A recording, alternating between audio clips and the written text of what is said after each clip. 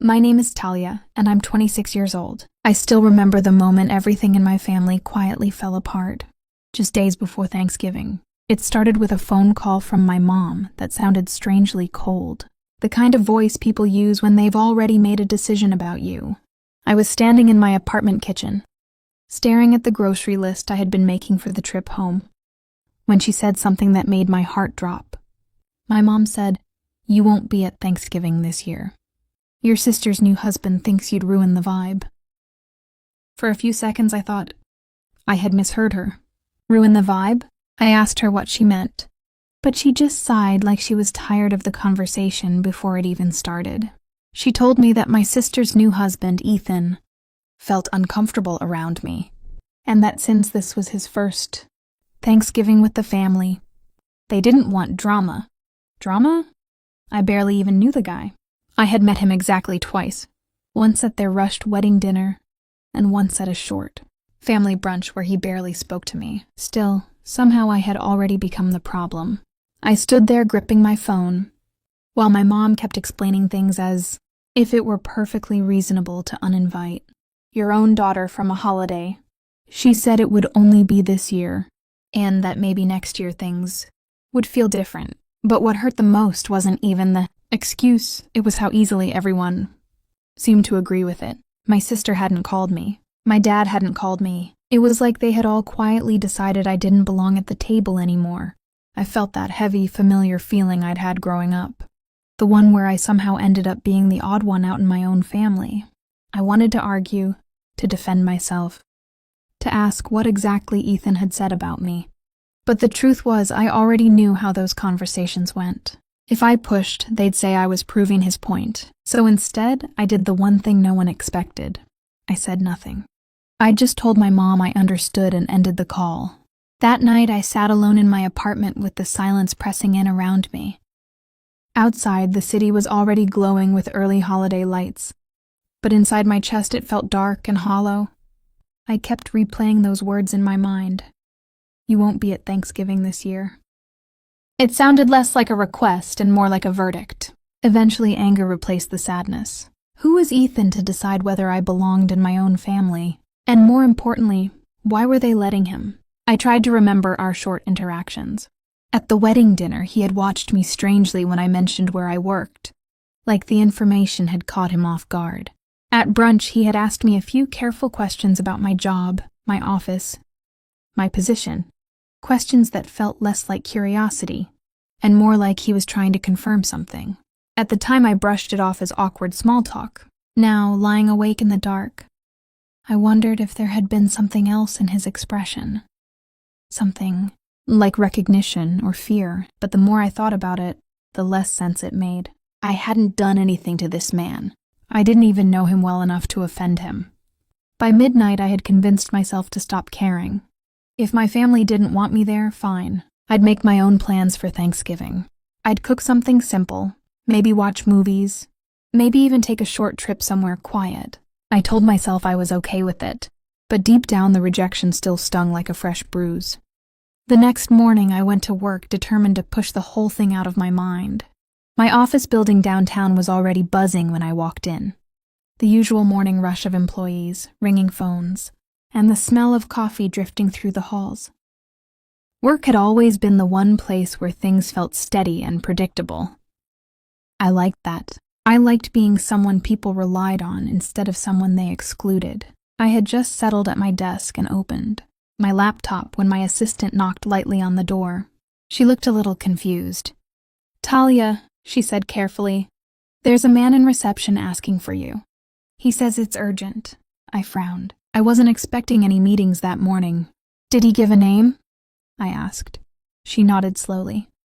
"Ethan?" My stomach tightened instantly. What was my sister's husband doing here? For a moment, I wondered if something had happened to my sister or my parents. But my assistant didn't look worried, just puzzled. I stood up, smoothed my jacket, and walked out toward reception, my thoughts racing with questions. When I turned the corner and saw him standing there, he looked nothing like the calm, polite guy I had met at the wedding. He looked tense, almost panicked. The second his eyes landed on me, his face went pale like he had just seen a ghost. For a split second, neither of us moved. Then suddenly everything exploded at once. His chair scraped loudly against the floor as he shot to his feet, staring at me with wide, terrified eyes. And right there in the middle of my office reception area, with employees turning to watch in confusion, he started screaming because the moment Ethan saw me standing in the reception area of my office, his entire body froze like he had just walked into a nightmare he never expected to see. For a second, the whole room went silent except for the faint humming of computers and the distant ringing of phones. Then suddenly his chair screeched backward as he jumped to his feet, staring at me with wide, panicked eyes. And right there, in front of my staff and half the people waiting in the lobby, he started screaming because he had just realized exactly who I was. No, this can't be right, he muttered first, shaking his head as if he were trying to wake himself up from a bad dream. But when I stepped a little closer, confused and trying to understand what was happening, his panic only grew worse. You work here?" he blurted out, his voice cracking. I frowned. "Yes, I do." "Why are you here?" The receptionist, my assistant, and several employees were staring between us, clearly sensing something strange unfolding. Ethan looked around the office lobby again, noticing the company logo on the wall, the security badges, the staff quietly watching us. His breathing grew faster, and suddenly his voice dropped into a whisper that sounded almost horrified. "You're Talia Morgan, the compliance director." I blinked. Yes. The moment I confirmed it, his face completely drained of color. His hands began shaking so badly he had to grab the back of the chair beside him. And then he said the one sentence that made the entire situation make sense. "Oh my God, your sister didn't know." At that point, I wasn't confused anymore. I was irritated. "Know what?" I asked firmly. Ethan swallowed hard. "She didn't know you were the person investigating my company." The air in the room suddenly felt heavy. For a second even, I just stared at him, processing the words. Because yes, it was true. I was leading an internal regulatory investigation into a mid-sized financial consulting firm suspected of fraudulent reporting. It was a complicated case that had been quietly developing for months, but I had never once heard Ethan mention where he worked in detail. At the wedding dinner, he had simply said he worked in financial consulting. I hadn't thought much of it at the time. Now everything clicked into place all at once. The strange looks he had given me, the careful questions about my job, the tension every time our paths crossed. Ethan ran both hands through his hair in complete panic. "When I saw your name at the wedding guest list, I thought it was just a coincidence," he said quickly, his words tumbling over each other. "But then I saw you again at brunch and I started worrying. I asked your sister what you did and she said you worked in corporate compliance, but she didn't know details. I thought if you came around the family too much, you might figure out where I worked." I crossed my arms slowly, letting him keep talking. "So you told my family I'd ruined the vibe at Thanksgiving?" I asked. He looked ashamed but nodded. "I just needed distance. If you started asking questions, if you connected the company name, I could lose everything." The irony of the situation was almost unbelievable. My own family had cut me off from Thanksgiving, because my sister's new husband was afraid I might accidentally discover something illegal he was involved in.